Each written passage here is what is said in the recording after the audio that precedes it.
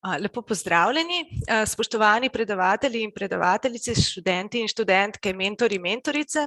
Dobrodošli na drugem iz serije spletnih dogodkov, ki se osredotočajo na ravnanje s podatki in jih organizirata Doktorska šola in služba za knjižnično dejavnost Univerze v Ljubljani. Dear speakers and participants, welcome to the second in the series of events on research data management organized by the University Office for Library Activities and the Doctoral School at the University of Ljubljana. The events are primarily aimed at doctoral students, but are relevant also for their supervisors and other researchers who would like to learn about the basics of research data management. Today we focus on the FAIR principles in managing PhD research data in general. Dr. Kapoor's talk will be about that, and specifically on fair research data in biology and engineering. The talks by Dr. Petek and Dr. Slavec, respectively. Now let me say just a few words on how today's event is organized regarding language and debate. The language of the presentations is mainly English. You can, however, ask questions either in English or Slovenian. If you have a question, please post it in the chat. And we will address it ideally after each individual talk or in the debate session at the end of the three talks. We also encourage you to send us your questions by email after the event. Then after the webinar, we will ask you to complete a very short survey which will help us organize our future events, and we'll let you know about that in advance. So this is right at the end. Now, some important information. The recording of the webinar will be available for later viewing, and we will also provide transparencies of the presentations both in Slovenian and in English. And you can find information about this and our future webinars on our Doctoral School and our Open Science pages. Now, just a few words on the next two events. So the next event in connection with data research management will take place in person on June the 2nd at the Faculty of Social Sciences. So this is a so-called annual meeting of the Doctoral School, letno srečanje Doktorske šole. While the next webinar is scheduled for September.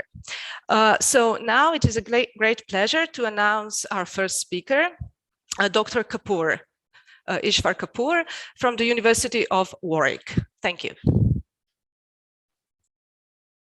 Thank you for the introduction. I'll just share my screen now. I believe you can all see. Okay, thank you. So, hi all. Good afternoon. My name is Ishwar Kapoor. I'm data officer at Library University of Warwick. So I'll begin my presentation now. So today I'm going to talk about how to manage the PhD research data according to the FAIR principles.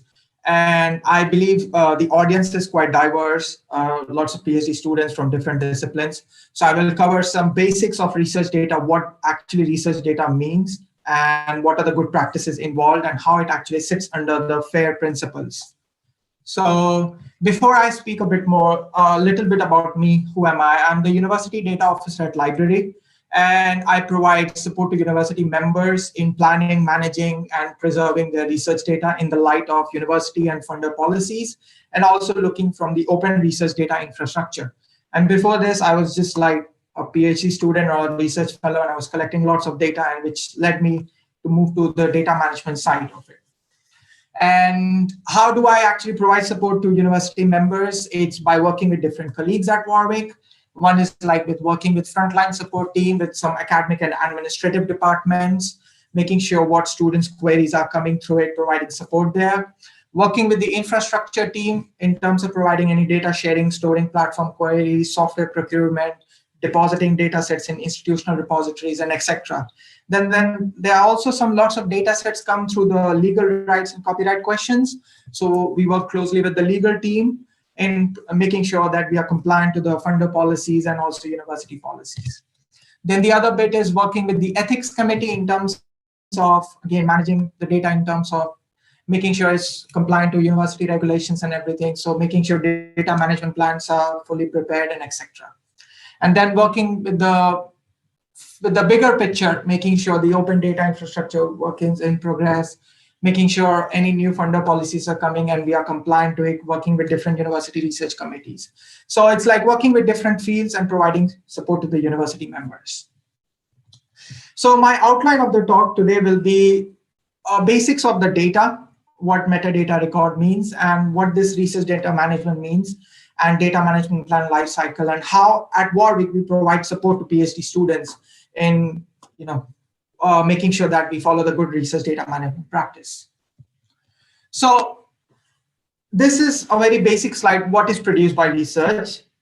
Research produces a lot of things, papers, theses, articles, but from the data aspect, I'm just putting 4 basic words here: research data, metadata, research record, and data documentation. I'll cover in basic what does these things mean. So it's a very simple definition of research data. It's the smallest building block of research, which can be created, or can be observed, or can be collected. It all depends upon the methodology, how you are carrying out your PhD, which is used to test a research hypothesis. So if you use a certain information to prove a research hypothesis, you can categorize as research data. And then there are certain types of research data. It could be analog, hard copy, survey, questionnaires, lab notebooks. It could be digital. It could be Excel spreadsheet, audio tapes, video tapes. And this digital can be a born digital. For example, if you're measuring the blood pressure of a patient, so you are getting the data on your screen. So it's a digital data, born digital. On made digital, if you have a hard copy, if you scan it, if you upload it, you call that as a made digital. Then there is another category of research data. It could be primary. Primary is which is generated by the project. For example, again, you're getting those data on spot. The other bit is secondary. So if you're doing some secondary literature review, if you're trying to model some, let's say, weather in Europe, what will happen in 2050. So you need some data which is published before, and you need some current data to do modeling. So you can rely on secondary data. The other bit is qualitative, just as an image. And the other bit is quantitative. So let's say a professor wants to understand how his course has affecting students' performance. So if he uses those marks as information to prove his objective, he can categorize that as a quantitative data set. So again, you can see the diversity of research data. Just a bit more example, the definition of data is not just a number, it is quite a lot. It could be a document, text, word, PDF, lab notebook, questionnaires, audio, video tapes, test responses, slides, artifacts. If you use that information to prove a hypothesis, a collection, even a Facebook comments, if you use that information. So a list can go on. A bit of metadata. A metadata is a structured information about the data, and it contains a bit of key information. What does data means? Title. It could be a persistent DOI or permanent URL, description of the data, where subject falls, engineering, medical or psychology, creator, whether you created with collaborators, funders, any funder associated with that, language, English or other, Polish, etc. Publication date, publisher, contact email address, and the list can go on. Every discipline has their own metadata standard. So again, this is a very generic, I put it, and I took it from the data side metadata scheme. But again, every discipline has its own, and you can always find it more on that. Research record. This is always a bit interesting part. I have lots of students come across and say, oh, I always get confused between the data and the record. So there is a very thin line of difference. If you use that information as an administrative material or a supporting document, which are produced before, during, or after your project, that's categorized as research record. So it could be a correspondence. Let's say you during your PhD, you're sharing emails with your supervisors. So you consider as a research record. Consent form, which is quite common. Ethics applications, research reports, social media communication. If you don't use that to prove a hypothesis, but during the admin work, you consider as a research record. So the FAIR data principles is, I just put a picture here, but it's FAIR means is the findable, so that when you publish your data, when you create your data, others can find it. Accessible, you can access it after a certain time or others can access it.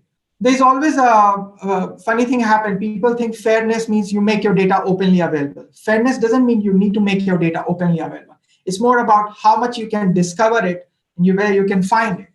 The other is interoperable. So that again, how do you often actually, what are the file formats, whether you can understand it, whether you can generate it further.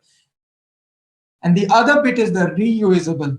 Can you reuse it? Can others reuse it? Because when you publish a data, you need to also put a license according to it so that others can use it in a much more ethical way with proper permissions. So the fair data principles cover this 4 umbrella. And how does this sit along with the research data management? I'll discuss it now in a few slides so that you can get much more bit understanding how we can actually make our data under the FAIR principles. So before we jump in, we need to understand what this research data management means. We know what is data, what is metadata, but what does this management mean and why it is important for us? So this data management, it's a very library definition. It means storage, curation, preservation, provision, but don't scare, I'll explain what does it mean exactly. So what it includes, this management, is all about how do you back up your files, who can access this file, choosing the file formats so that you can open even after 50 years, describing the methodology so that you have the proper methodology written. If you, even after 3 years, you want to do that experiment, you can create that data. Not only you, others can also create the data if you have the methodology. And why you should invest time? Because data is a longer, let's say your PhD is 3 or 4 years, but data is longer than that and data stay alive after that. You can use it, others can use it for different future projects. You graduate from your PhD, if you decide to be a postdoc or if you're a professor, you can use that data to create other projects also. This third part is very important. Data can be valuable and sensitive. So we really need to require careful handling. It could be a biometric data. It could be home address. It could be bank details. So it needs to understand where does that data fall? Is it public, restricted, or sensitive? I'll cover this a bit more in detail later. And as a PhD, it also saves one time and problem. For example, help you to work more efficiently, saves frustration during the project. Let's say your supervisor say, oh, give me this file in like 6 hours. I need this now. And if you don't have your data much more organized properly, so it can be a bit, problematic. Allowing you to say data more clearly. If you have 50 data, it's fine. But if you have a terabyte of data, and if your data is not organized properly, it will be a bit tricky to see those data in a much more clear format. And validation. This is a very big important part. If you publish a paper, you have an image, and if a reviewer comes back and say, I'm not much convinced with this result, could you please show me the raw data? And if you don't have that raw data, your papers can be retracted. So it will lead to a bit reputational loss, not to you, but also to university. So making sure that whatever you produce, your results, you have the raw data as backup. And again, thinking about how much data would you lose if your laptop gets stolen, lab get burned down, your USB drive can corrupted, or hard drive got corrupted, or any third-party cloud service got disappeared. So making sure what we are doing and what could be consequences if this happens, that happens. And the other bit is university research data management policy requirements. For example, at Warwick, we have like maintaining 10 years of anonymized data. Other universities also have, and similarly, your university will also have a data management policies. So making sure we are compliant to that. Not only university, but also funders. For example, at UK, we have UKRI, then it's Horizon Europe 2020. Every funder has their own data management policy. So making sure we are compliant to funders' policy. There's a bit of, in data management, we have the data life cycle, which is a very important bit to understand how we actually make sure our data is compliant to every funder, university policies, and we are following every bit. So I'll touch here. So this data life cycle is all about where are you at the moment and what questions need to be thought at about each stage. It's all about when are you collecting? Are you collecting, are you creating, or observing? Then you need to talk about, once you have your data, you think about processing your data. Once you process it, then you have a certain set of data, you analyze it. Because then you basically clean the data and you have the cleaner data, you process it. Once you process, analyze it, you decide to publish it, your paper, or you just decide to publish your data set. Once you have your data set published, you decide to archive it. Let's say after your PhD, or maybe during your PhD, if you publish that paper, you want to keep that data as an archive. After that archive, you want to reuse it. And this cycle goes on. So that's what I said. Your PhD could be 3 or 4 years, but the data stays longer. So maintaining that data in a proper way is quite important, so that not only you can use it, others can also reuse it. That's the whole concept of FAIR principle. And in this data management, research data management means there is a data management plan. This is a key word. So data management plan is a living document. It's again, covers each aspect of the life cycle, what this data is about, where are you going to store your data, where are you going to share your data, how long data will be there, what are the costs associated with the data, and other things. So it covers each aspects of your life cycle of your data. And it's often required by funders, required by universities, and it's valuable for PGRs, postgraduate research students. So again, I put this image. So how we ensure that we cover this whole FAIR principles. So I thought to explain how we work on this management from the plan, organize, and access side, and how as a university at Warwick we support actually students so that they're compliant to these 3 aspects: plan, organize, and access. So idea is to avoid this thing happening. This is a messy desk, but again, our desktop could be also be messy. So idea is we need to have proper management in place. So plan, organize, and access covers asking yourself, what are the type of data you're creating? How you're going to document it? What will be the type of your data format? File naming and convention, backup and security, password managers. So there could be many, but I picked up some few important bits. So again, I won't cover this more, but again, making sure what type of data you will be collecting, asking yourself, are you collecting primary data, secondary data? Documentation. It's a more detailed equivalent of README file. What does it include? It includes who has collected this data, what is the type of data, why the data has been collected, description of the data, what methodologies were used to create the data, were there any hardware or software you used to create the data, are there any assumptions during the data collection or processing or analyzing, why are there anomalies in the data? So if your graph is going up, but if there is a kink in your graph, so there needs to be an explanation for that also in your description. So the list can keep going on and on, but so I just give a bit of important bits here, the documentation. The third bit is file naming and convention. So there are 4 keywords in file naming. It needs to be objectful, meaningful, concise, and standardized, making sure it's consistent throughout your system. So I thought to give you an example, what type of file naming you can actually go for your project. So I like going by order by date.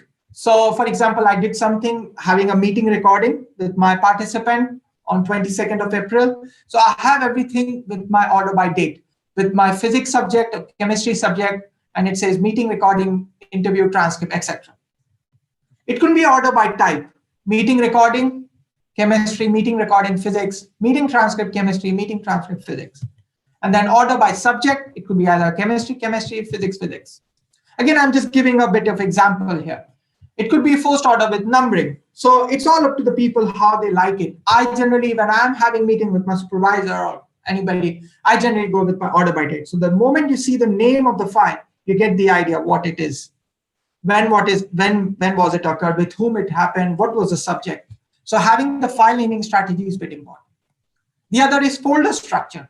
So I made a bit of example here. Let's say you have different folders, different files containing your raw data is there. So let's say I'm access my 2022. I'm doing research on aeroplane, trains, and car. So I access my car folder.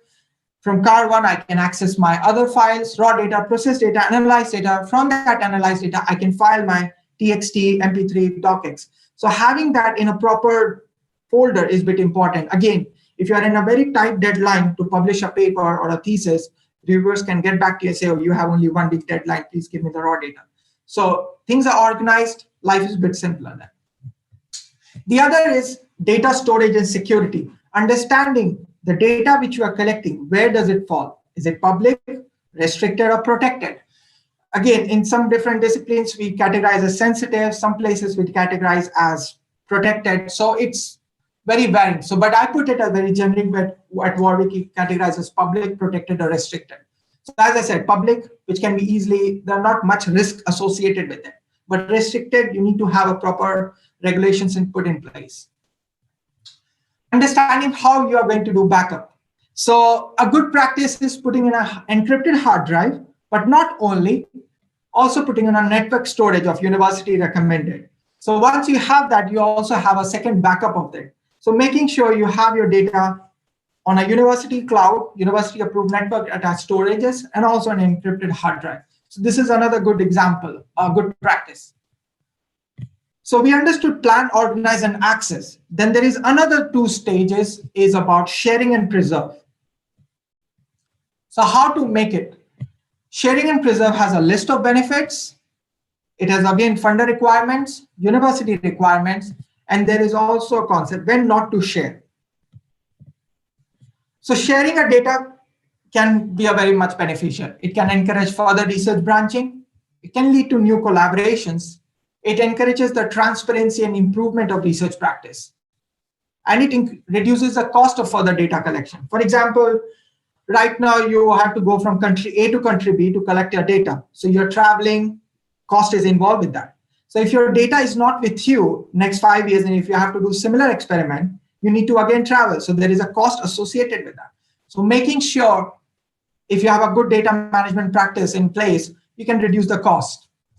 It again increases your profile as a research output. So if you deposit your data, you get a permanent URL or your DOI. You can attach in your CVs. You can attach with your related link. You can put in Zenodo. You can put it in your ORCID link. So you can disseminate easily. You can make people aware that you are, you have your data output there. People can contact you for the work. So it increases your profile. This is a very good practice. Where to find this data? Again, I put some few links and where to deposit data. There are certain repositories I found pretty interesting. RE3 data I found, it is a very it's more like a Google Scholar. You go RE3 data, you put some keywords, you can always find some discipline focused repository. But then there is also general repositories, Fixture, Zenodo, GitHub, UK Data Services. There are some special repositories I put from the medical side here, London School of Health Sciences one.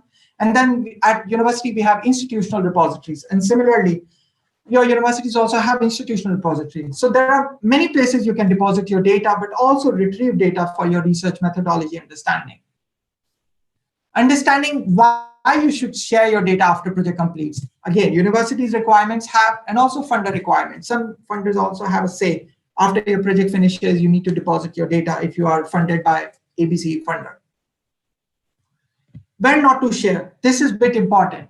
If data could be a financial value or a potential valuable for the patents, which could be exploited by the university. So you may not want to share data now, maybe later once your patent is being put in place or once your objective is being completed.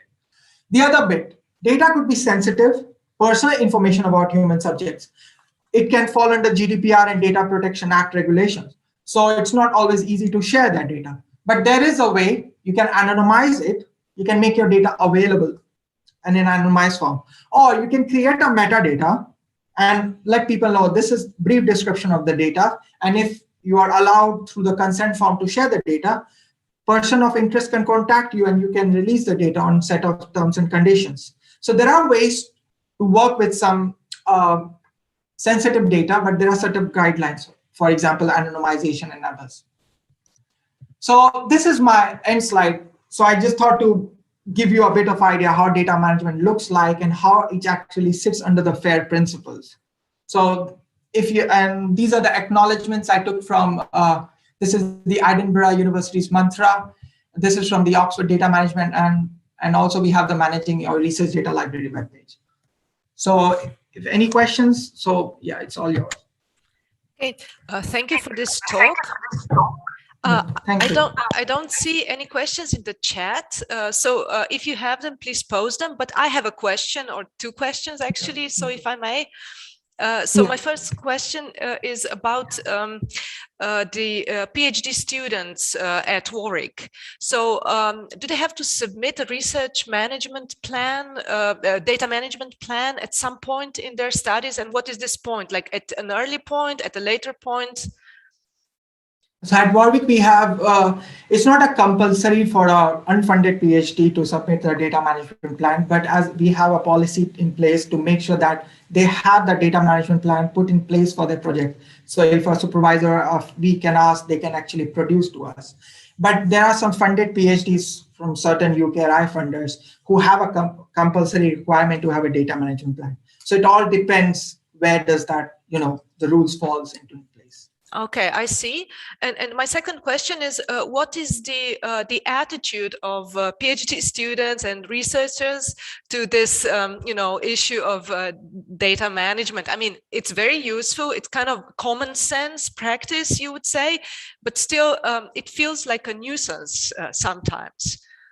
Yeah, I do understand, because I'm also coming from the PhD side, and I also felt, but what I found from the student side and also the early career researchers, if we show them this data, at one point, if you show them this subject, it may look like a dry subject. It's not really interesting. It's, as you said, it's very common sense.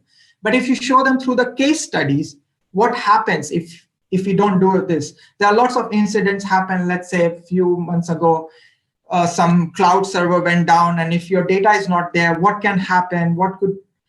Some real examples. So I provide this in my case studies to my students. And when they see these things, they really feel like, oh, I didn't think like that. Data can be so much valuable if this happens or that happens. For example, showing them the live examples of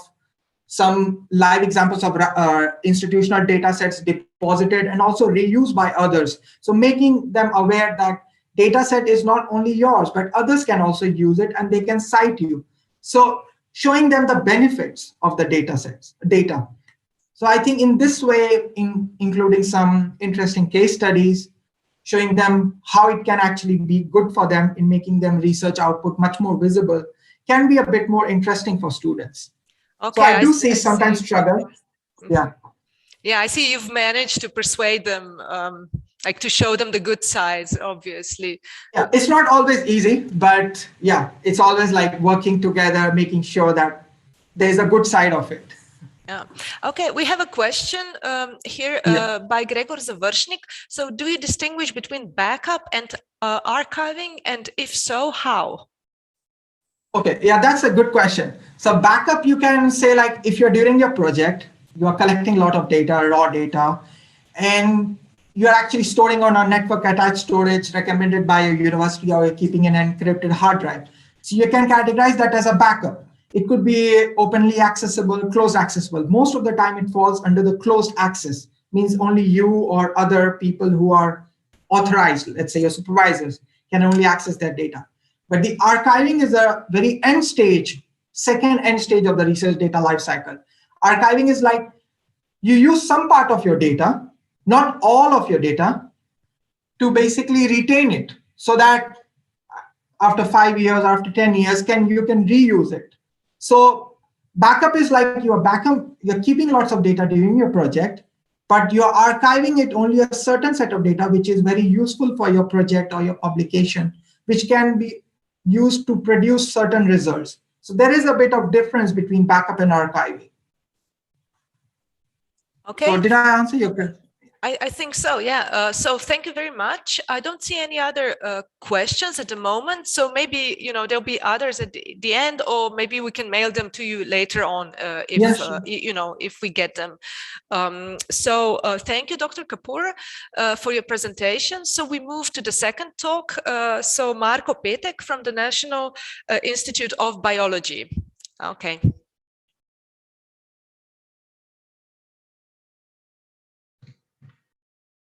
Hello. So just share the presentation. Oops. The beginning. So can you see the slides? Yeah. So I will be talking about how we handle research data in biology.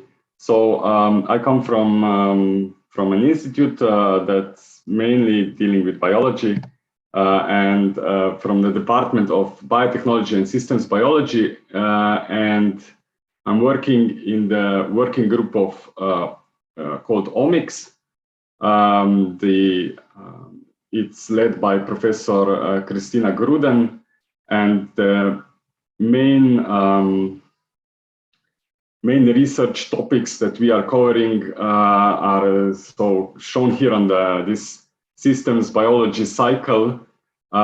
So we start with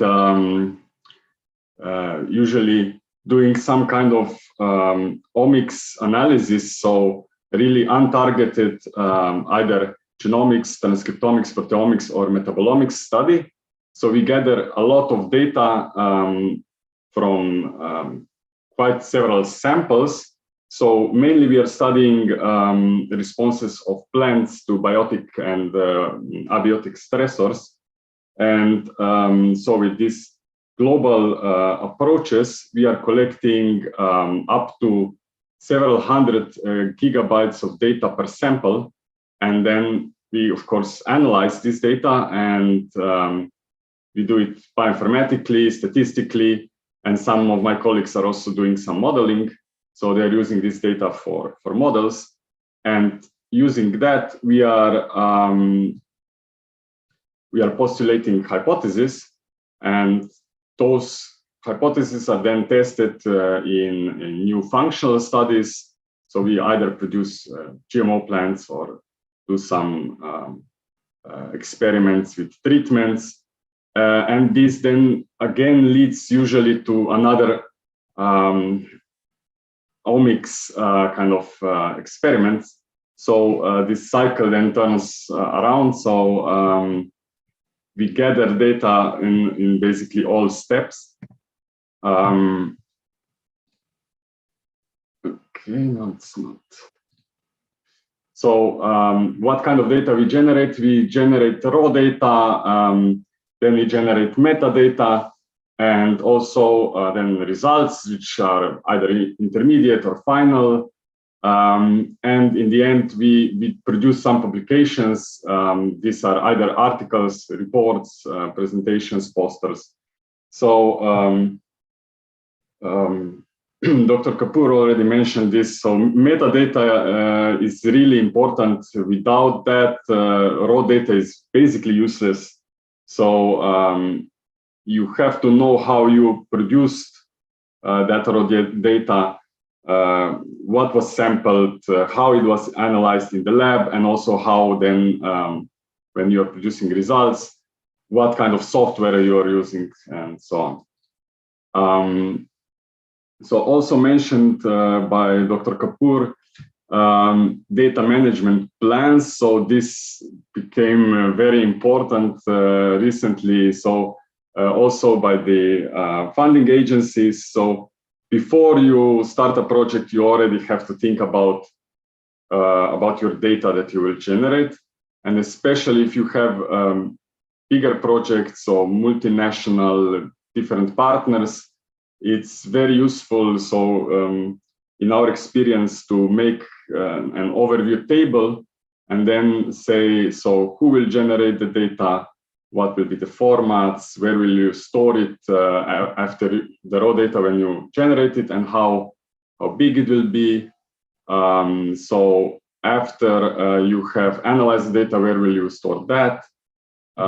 So then we have minimal information standards that you can set here already, and also which community standards or data formats you will use, ontologies, and also at the end. So here, where will you store all the data so that it will be transparent and that it will be long lasting. So this is an example from one European project in which we were leading the data management.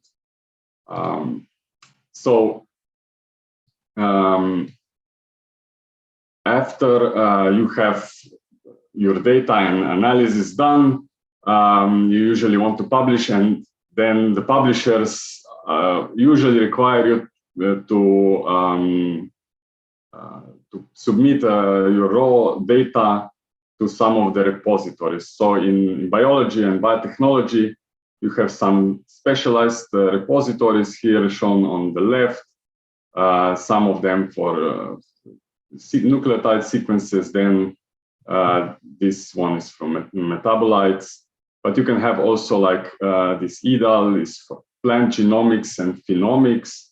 So very different data formats and also metadata standards that you have to oblige when you submit here. And then you have general data repositories such as Zenodo, Figshare, Fairdom Hub, or for computer code, you have GitHub, as already mentioned by previous presenter. So these are both options how you can share the data, and then usually you can also publish it in journal. So this slide is just to show you how quickly the data is growing in high throughput sequencing of DNA and RNA. So you can see this is from 2022. You have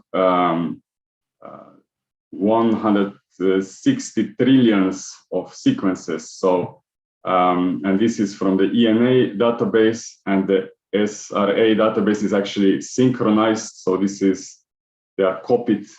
One, this is the European one, and this is the from the USA. And you can see here the amount of data storage that is needed it was in year 21, it was already like 16 petabytes of data. So 1 petabyte is 1,000 terabytes, so it's really a huge database. So just to show you quickly how the position of raw data to this SRA looks like. You have to fill out this metadata kind of, usually you get an Excel table or you have a wizard, depending what you choose. And so you have to have at disposal all these metadata so that you can submit it. So if you just have the raw data, you will not be able to submit. And it's really important then that you do this collecting of metadata already when you are doing your experiments, producing the data. So at the more general repository Zenodo, you don't need to really submit much of metadata. So here is basically a free text what you want to share. And you can have also like closed access here. So you just share the metadata. This one is not yet released to the public. I think this was quite well covered by the previous presenter. So I will just say that fair data is just, as Dr. Kapur said, a very general umbrella of recommendations how you should manage your data. So for biology or biotechnology, I think very important things are here ontologies and gene identifiers. So these are things where sometimes we have problems, especially versions of gene identifiers, and then things are not interoperable. So people in the dry lab have problems.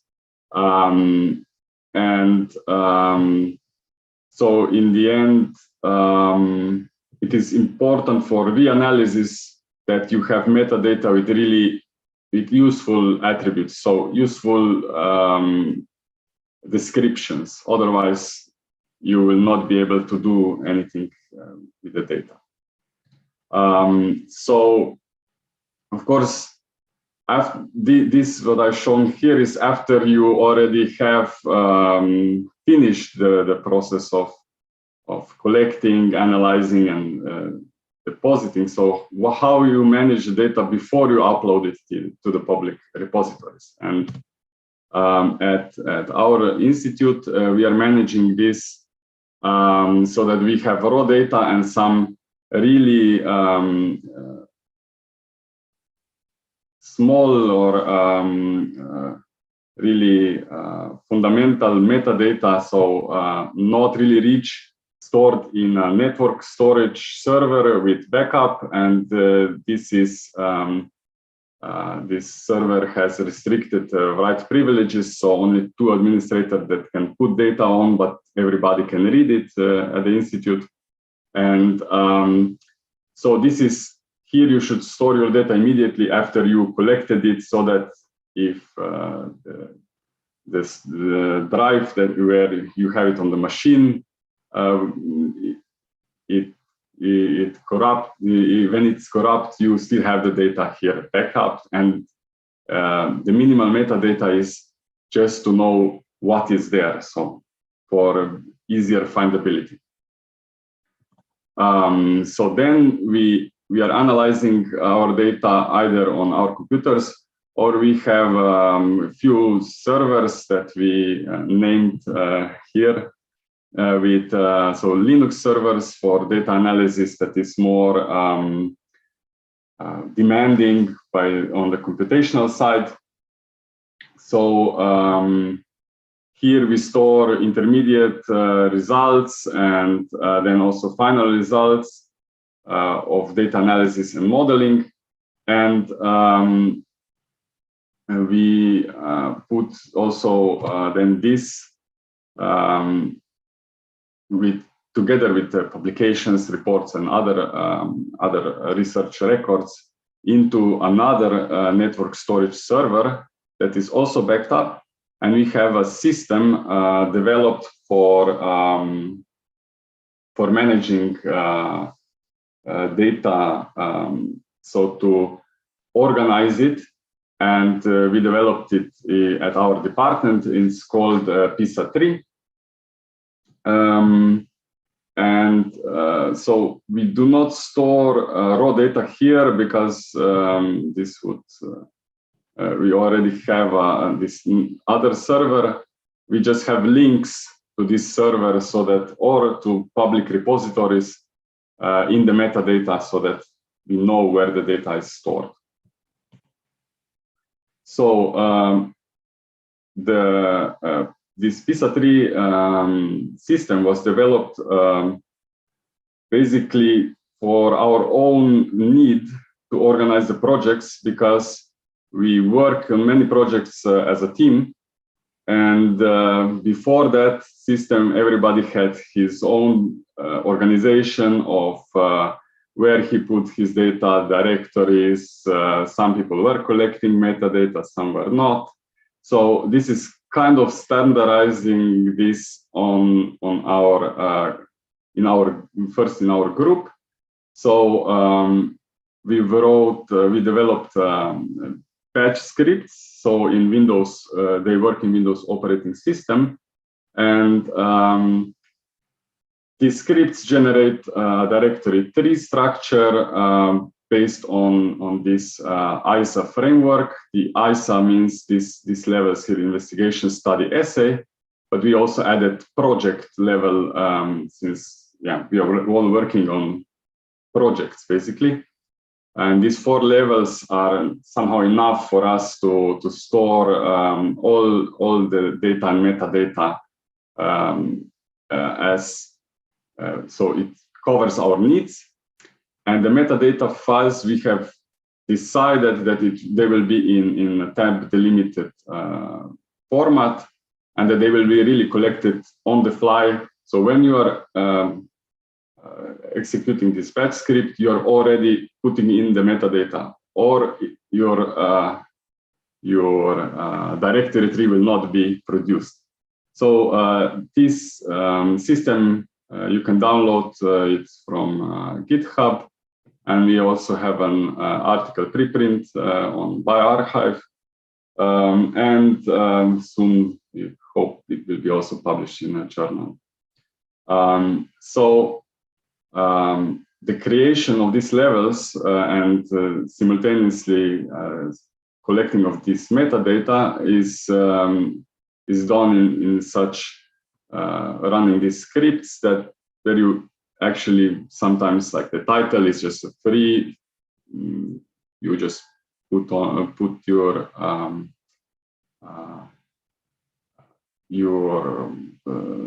text in. It's free text. If you don't put anything, there will be an asterisk showing that you should put later something here. So you don't need to put everything at this creation step. But some of these are just selecting from the options. So here you select which humanization protocol that is already predefined in a template you are using. And that way, they're trying to make it easier for researchers to really collect this metadata. So in the Windows Explorer, this is for one project. Here you can see how this structure looks like. I'm highlighting here this PISA, basically ISA structure. And you can see we show, we basically automatically name the levels here with at the beginning, so that you know where you are, in which level you are.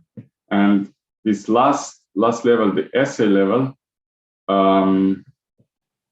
you have specific, so based on different essays, have specific directories where you put your, here there is no input because you're isolating the RNA, you don't have any files as an input, but you have outputs and reports.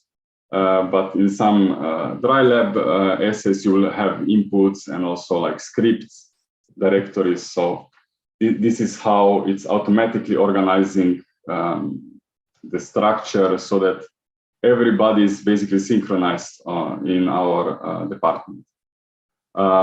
This is just an example of metadata at the essay stage. You can see how what we are measuring, what kind of metadata we are collecting for RNA isolation, and so this metadata can easily be then opened in text editor, and they can be edited. But what is crucial is that it's a tab separated file. So also with some computer language, you can read it so into some computer pipelines. So, this is the kind of a showcase of interoperability of PISA-3. So we also developed two R packages. So R is a programming language for statisticians. And so the PISAR package is basically used to read the structure and metadata from these metadata files. And also it can produce output, so exports in ISATAP metadata standard. And you can also zip, of course, the whole directory structure. So these two files then are can be directly uploaded to Zenodo or Picshare or other general data repositories. But we also for upload to the repository Findable Hub, we created another package, SIG-R, which is using the SIG API to upload the whole directory structure to Findable Hub. And basically then you have all the files in this public repository. The good thing about Findable Hub is that it uses the same kind of ISA structure and the ISATAP format. And it offers many open licenses for data and code. And also it can produce DOIs for your data. So that's why we decided first to go to develop upload for this repository. And this is, you can see the same essay here on our network server. And then this structure basically is copied to Fairdom Hub, and you have all the files also here available. And you can make it open, and at that, then your research is really transparent, and people can access it. So just at the end, I would like to make to show that there is also one interesting online guide for data management practices for the entire life cycle. So this is it's called RDM Kit or Research Data Management Kit from Elixir project Converge, and you can see here this is currently what domains they are covering. It's aimed at both researchers and data managers, also policymakers, and they have really good pages not only for certain disciplines, but also general ones such as how to do the metadata management plan, which might be interesting for PhD students also, because there are some templates, and basically they're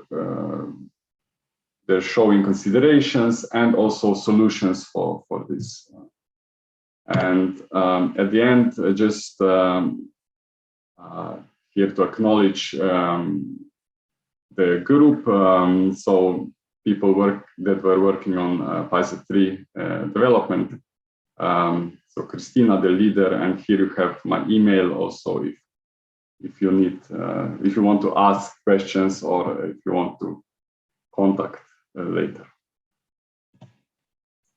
Okay, thank you very much for this interesting presentation. It seems your data is organized in a very neat way at the Institute. I don't see any questions in the chat, so if you have them, please post them. I have a couple of questions. So my first question is, so do you know who accesses your data? Like, how many views do you have? Like, who are the people looking at it? So in public repositories, sometimes you can see that they have these counters. Yeah. So at Zenodo, you can see for other biotech. So at NCBI or EBI, I don't think they have any. They might have this somewhere internal, but you don't get this. Yeah.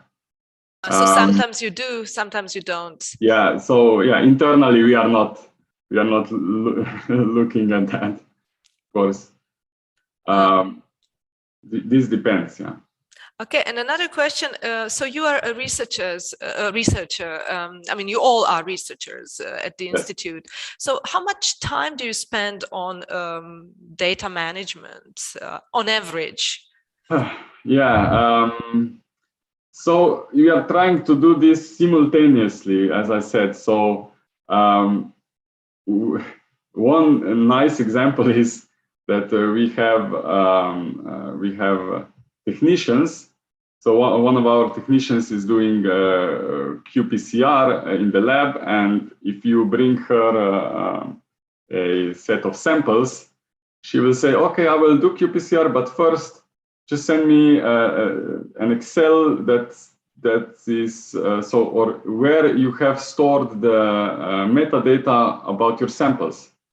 So if you don't have this, I'm not gonna do it, because then she will produce data and she has to put into the machine already the names, the IDs of samples, and that's how you kind of force people a bit to produce metadata. And also for all new projects that we are starting, we are already starting this PISA-3 structure, and everybody has access to this, and we are all working on it and improving the metadata. Of course, sometimes you don't have time, and then you just kind of press enter through this through the wizard or the batch script, but afterwards you can check. We have to write something for the title, for description also, you know. So basically, it's some middle way, not trying to enforce too much, but still this minimum so that it's organized and that our bosses, our PIs have some overview of what we are doing. Yeah, I see. Yeah, and also, I mean, you have a lot of data, as you've shown us. And we have, of course, we have people working in the wet lab and people working in the dry lab, and we have to communicate. So not everybody's analyzing his own data. So that's important. Yeah. Very interesting. Okay, well, thank you, Dr. Petek. So we expect that we might contact you for PISA support later. Yes. You know, that maybe we'll get questions from students at a later stage. Okay, so thank you very much. So we come to our last talk for today, Dr. Anna Slavec. From Center of Excellence, Renew. So please go ahead. Good afternoon, everyone. Okay, so just a moment that I share my presentation.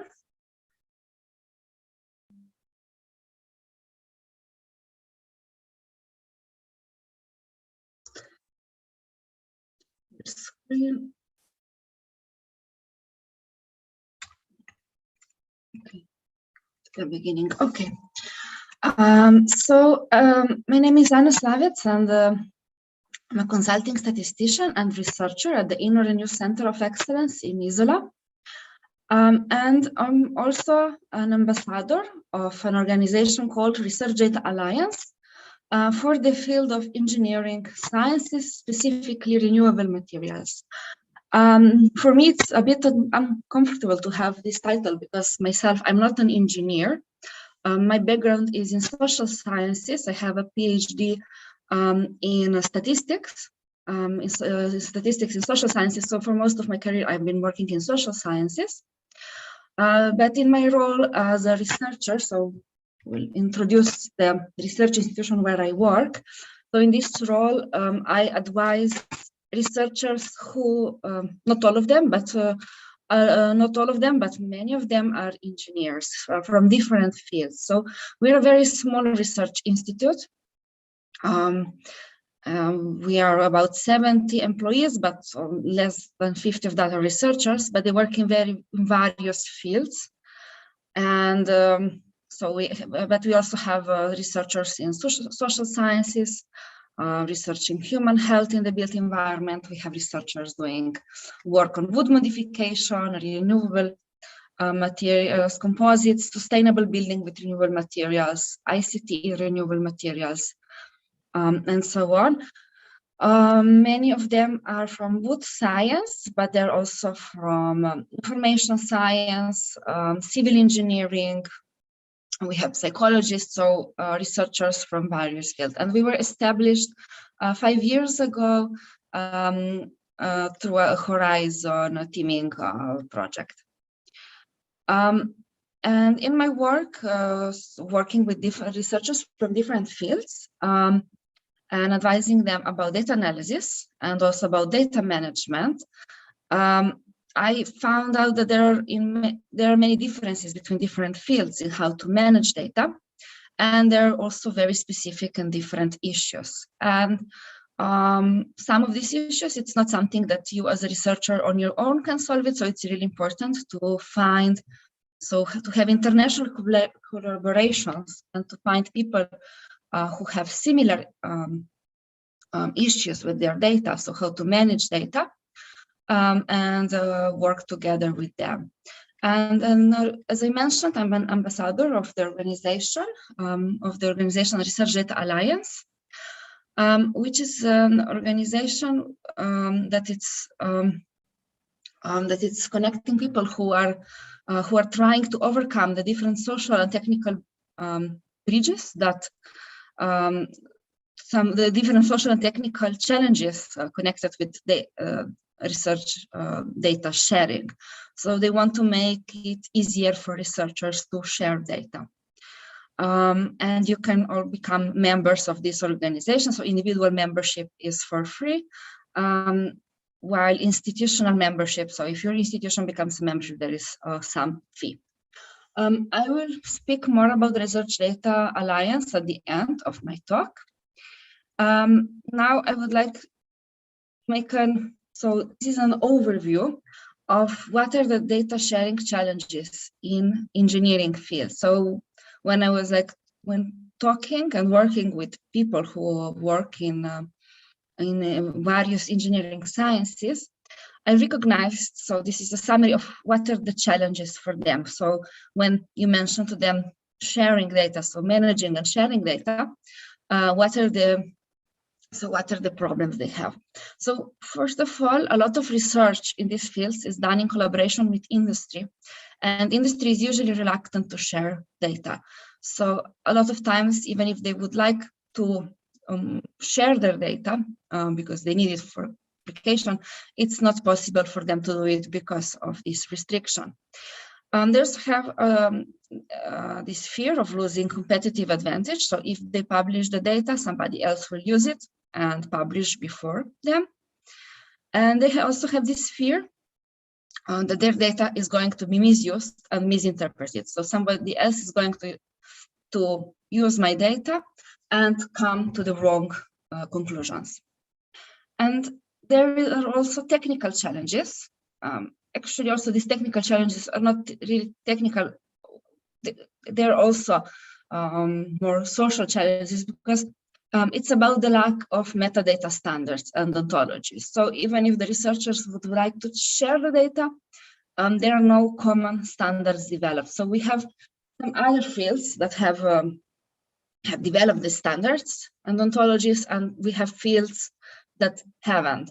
So if you don't have this developed, it's difficult to share the data, because even if you share it, others will not be able to use it because it lacks the descriptions needed for other researchers so that they can use it. And another problem is that there are no domain-specific repositories for certain engineering fields. I will speak about domain-specific repositories later. So the issue is that these researchers are then limited to using just general data repositories like Zenodo. Okay, so the fair data principles, the previous speakers have already described them, so I will not go into much detail.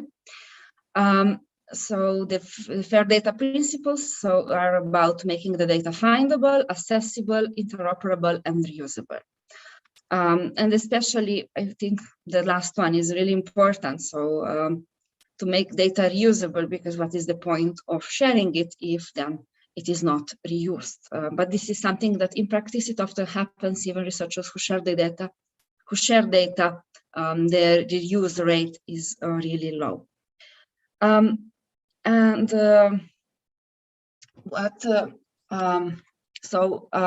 fair data concept is often mentioned in the context of open science. And I think one issue that I realized talking to researchers is that it's often not really well understood what it means for data to be fair. So when I'm trying to address this issue of people fearing to share their data openly, I always talk about the difference between open and fair data, because it's not the same thing. So the data can be open but not fair. It can be fair and not open, and also it can be managed. But not all managed data is fair data.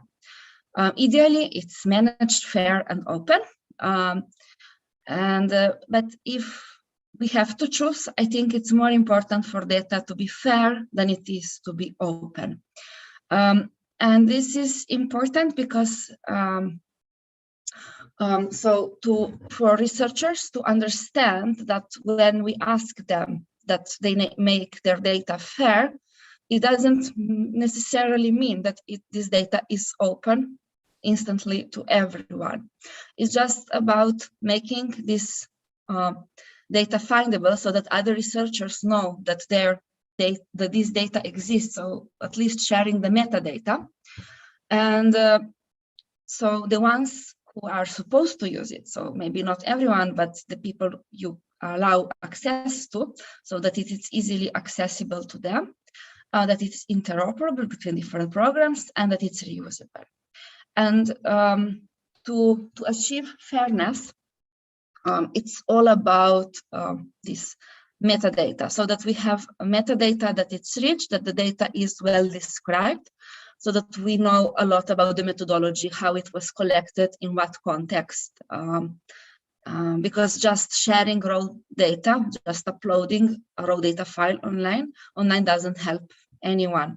So preparing the data in that way, that it's fair, it needs an investment into preparing this metadata, that rich metadata that then allows other researchers, but not only others, as also previous speakers have mentioned, it's the primary reuser of your data is yourself. So you're making also your work easier, because a lot of time it happens that you want to reuse your own data, and having managed data, having data that it's fair, it makes your work easier. So in example, if you want to repeat something, you want to publish a paper based on data, and then the review comes back and you need to run some analysis again. If you have well-managed data, fair data, it's a lot less work for you as a researcher to do some things again, to do things differently. So redoing the analysis, it's much easier. And as I mentioned, that doesn't mean completely open. So you have control. So you can, there are sometimes some legal legal reasons why data cannot be open, and that's completely fine. I think it's more important that the data is fair than to make the data completely open. And then to address the technical issues, as I mentioned, there is this choice of repository, so where to share the data. And we have general purpose repositories like Zenodo and Figshare. We have institutional data repositories. In addition to that, we also have publishers who have data repositories. And the advantage of using these general purpose repositories is that it's quite simple, the process, and it's published fast. But the problem is that the metadata scheme is not always very appropriate to the data you have. It's too general. And so it's difficult using these general purpose repositories to make the data really fair, to make it really reusable. So the data is shared, it's made available to others, but there is the issue of reusability because it doesn't have the metadata that it's supposed to have. So data is not reusable without the rich metadata and documentation. And then we have domain-specific repositories, which are field-specific metadata standards. And that way you can make the data more usable for the researchers in your field. But the problem is that not many fields have done that. So there is a lack of repositories. So in some fields, there is more collaborations between researchers. In some fields, there is less collaboration, and people do more individual work inside their institution, and then they don't share the data. So this data sits on their computers. And to make them really share the data and more collaborate more, there would be a need to develop these standards and repositories. The disadvantage of using the domain-specific repositories is, of course, that it's time-consuming to prepare and requires specific skills, but in the long run, it saves you time because, as I mentioned before, there are cases when you need to reuse your own data. So having So having the data shared in a fair way makes the work also easier for you. Here at the bottom, there is a link to a registry of research repositories where you can search for other repositories according to different criteria. So if somebody is interested to find a specific repository, this is a good website to start the search. So then the question is how to improve fair data sharing in engineering, but not only engineering, also in general. I think it's very important to train researchers in data management. So it's not something that comes naturally. Our researchers need to be provided training how to do that. And it's also important that this training is something that it's tailored to their needs. So what kind of data they have in their fields, because different scientific fields have different types of data. It's also important to encourage better methodologies, better quality data, because that way it's then easier also to share the data. So if you encourage better methodologies, then with that also sharing is easier. So as I mentioned, it's important to promote the development of domain-specific metadata standards. And if we want researchers to share, it's also important to offer them additional incentives because it's a lot of work in addition to your regular work as a researcher. So, different institutions should consider how to motivate researchers to do that. And one way also to support researchers is to invest in support staff. So it's something, so especially if you're a PhD student, this is a lot of work that you cannot do on your own. So it's good that universities, research institutes have support staff that is trained in this and that can help and assist researchers when they come across different challenges in data sharing. And there are some examples of good practices from abroad. For example, in the Netherlands, they have data stewards. The Technical University Delft was one of the first to have them, but now also other universities in the Netherlands. Just this week, I came across a job ad for Utrecht University, where they want to employ somebody as a data steward. And then in the UK, at the University of Cambridge, they have data champions. So it's also kind of data stewards, but they are not employed, so they are more volunteers. And also, when I was in Finland, I heard that they also have this kind of profile, but they don't call them data stewards, they call them data agents. There are various courses for support staff, how to learn. For example, myself, I took a course organized by CoData and Research Data Alliance. It was a pilot summer school for research data science for data stewards. So this is a course I took, but now I see every year there is more and more choice because more and more institutions are investing in that. Yeah, so as I mentioned, Research Data Alliance to help the different fields to develop data management. They created a group of ambassadors for different fields. Specifically for engineering, we are 3 ambassadors, and inside engineering for different subfields. So in my case, it's materials. And then we have an ambassador who is more in the field of energy, and an ambassador for high energy physics. Inside Research Data Alliance, there are also working groups several working groups that are relevant for engineers. Here I'm listing them. And these working groups are working together to develop the methodologies for their fields. They're organizing events, so webinars, and so on. So they are doing different things with this aim to make the sharing of research data easier for researchers.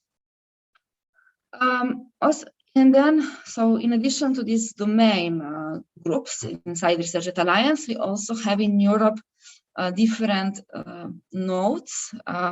So different countries in Europe have their node in Research Data Alliance. And also in Slovenia, we have and here they are the contact persons. So if you're interested to participate in Research Data Alliance, these are the people to contact. So there is this group based on this in the Slovenian Social Science Data Archive that are like the entry point for researchers in Slovenia to participate in Research Data Alliance. But also we thought that you can join and become a member of Research Data Alliance. So how does the work happen? So lately, in the last 2 years, it was mostly online. But this year, they will also have a live meeting. So I think it's possible to participate so live in Korea or online. It will take place in June. And usually they had to meet 2 plenaries per year. So maybe there will be also one, there is maybe also one planned for the second half of the year. So that was all about my presentation. This is a picture of the building of my institute, which is the highest wooden building in Slovenia. It was constructed last year, and there was an opening at the beginning of the year. Okay, so that was all from me, and I will be happy to respond to questions. Dr. Slavec, thank you very much. Very nice talk, very nice building as well. So this is in Izola. Yes. Aha, okay.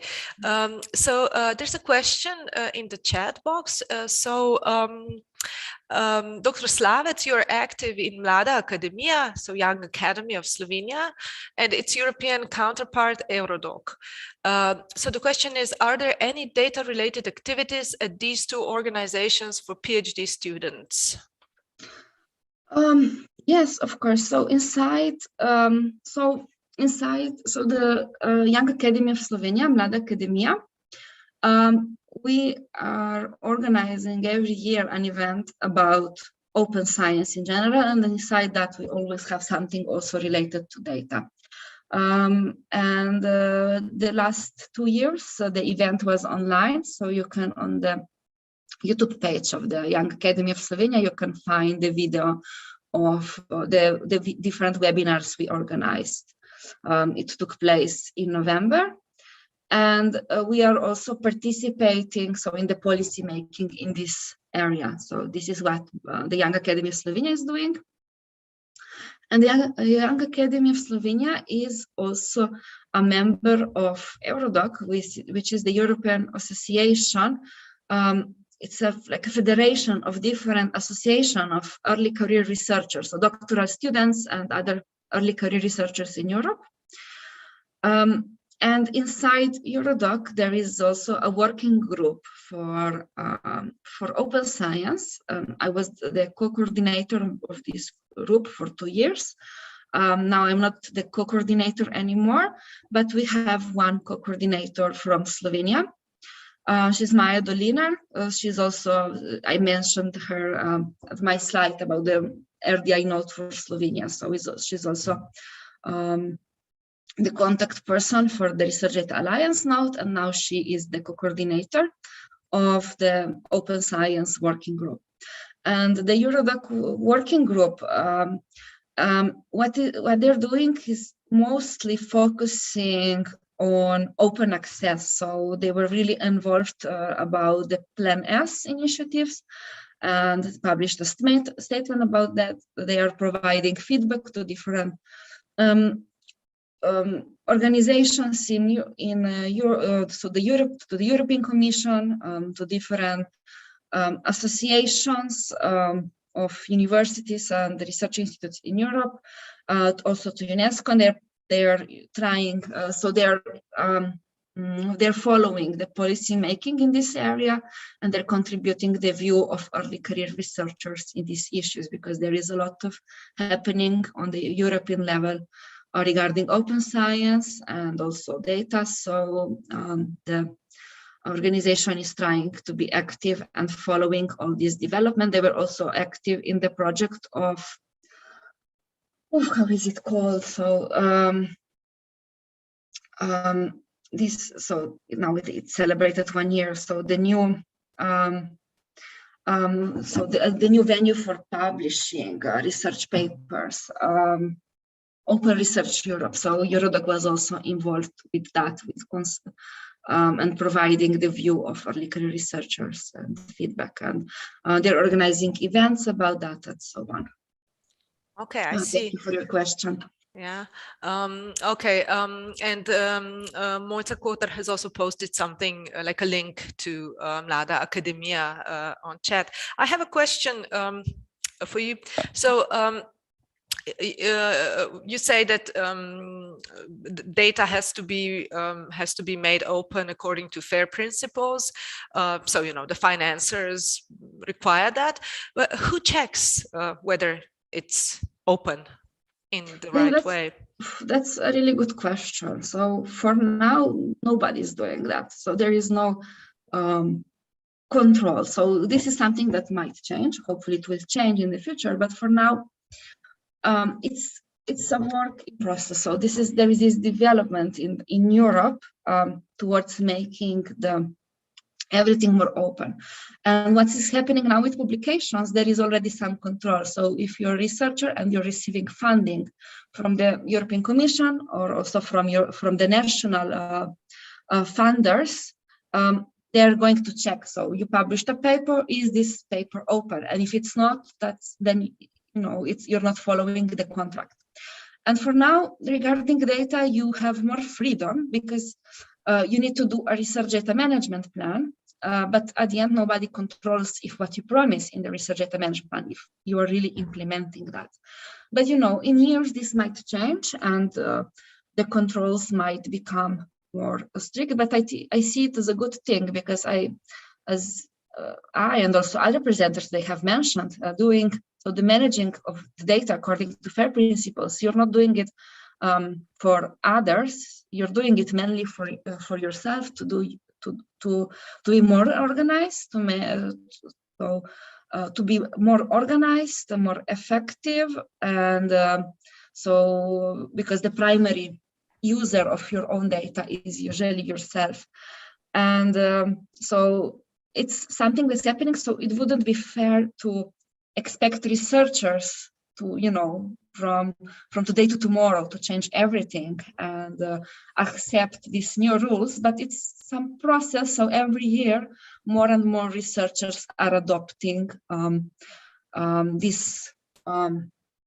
procedures and trying to make their data more fair, more open. But it's not something that can happen, in a few months. So it's a process that takes time, and this is why it's important that not to wait the day that it will be enforced, but researchers should already now look into it and try to make their data more fair, so to make the data more user-friendly.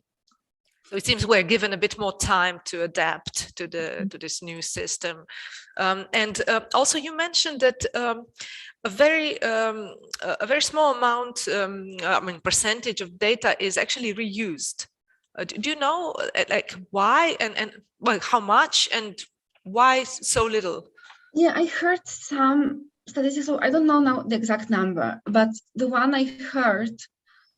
It was really, really low, so surprisingly low. So there is a lot of data that is collected and it's never, not only reused, it's not even used. Some researchers that just collect data and then this data is never used. So this is something that also often happens. And, with this data, it's a lot of resources go in the collection of this data. So it's really a waste of resources that this data is never used, or that it's used just for one research project when this data could be used in many. So it's about the effective use of research resources, because the researchers were always complaining that there are not enough resources for research.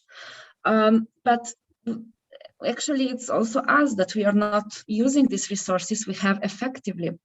And so given that this is an event for doctoral students, there is something in my heart that I always try to say at this kind of events.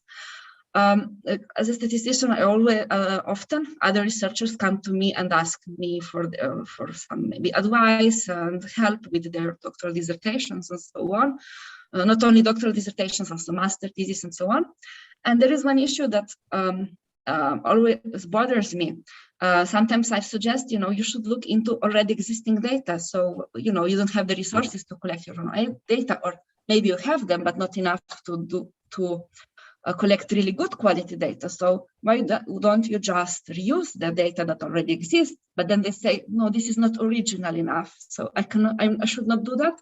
They want me to collect my own data. For example, in social sciences, the advisors, they always tell you, you should conduct your own survey.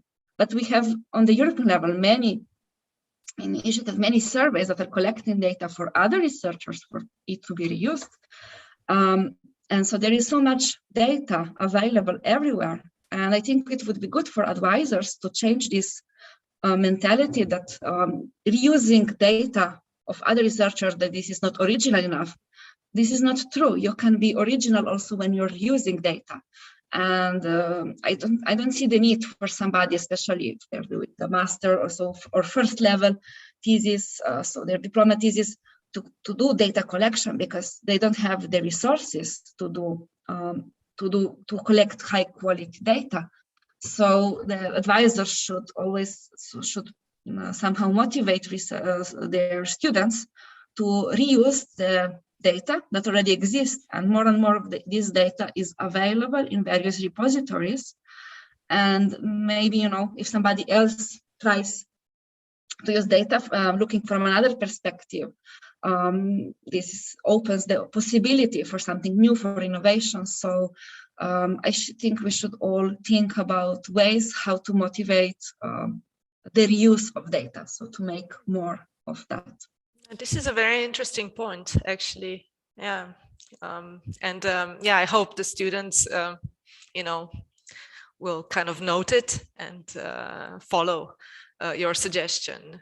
So when you don't have enough resources, you can always reuse other people's data and see it in another way, analyze it in another way. And this is still original research, right? Mm-hmm. Yeah. Yeah. Okay. So I don't think we have any further questions in the chat.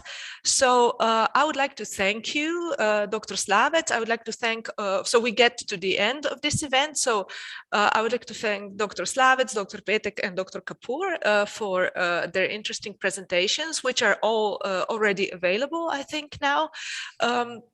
And they are already published in the webinar program. Now, before we end this meeting, please fill out this short survey that will appear on your screen. So please, could you? Oh, sorry. There's another question. I see it now. Yuri Hladnik is asking, what about the measurement data that was already published? May you use it for your studies? Oh, sorry. Yeah, it's just come up. Is this question for me? Yeah, this is for you. Yeah, it was. Because I'm not sure what he means with measurement data. But I will try to respond. So measurement data, so I think this applies to any data. So my response is yes. So if somebody published the data, so the same way when you do your research, you cite other researchers, what they published. And if the data is published, you can cite the data. So that's if the data has a DOI, so it's published somewhere, you can always cite the data. So if it's, of course, if it's openly published and if it is shared in a way that you understand it and you can use it, you can always, of course, download it and use it. And if you use it, you cite the researchers that collect the data. There is also actually, as I mentioned, my background is in social sciences, and in social sciences we have the Slovenian Social Science Data Archive, where if you can publish a data set, you also receive some secrecy points. And but the problem is that in other fields, in Slovenia, there is no repository, so no data archive like that. And it would be nice to have it, because that way it would be easier than to cite other researchers who share the data, and also for the researchers who share the data, that's a motivation, because this is recognized in research assessment. And it's really a problem because other fields don't have that. Maybe they will have, but for now, as I'm aware, it's only the Slovenian social science data archive that it counts in secrets. Okay, thank you very much. So now we're done with the talks and the question period. So I would like to ask for the survey. It's a very short survey, so if you could fill it out, we would be very grateful. So thank you. Thanks everyone, the participants, the speakers, and see you hopefully in June.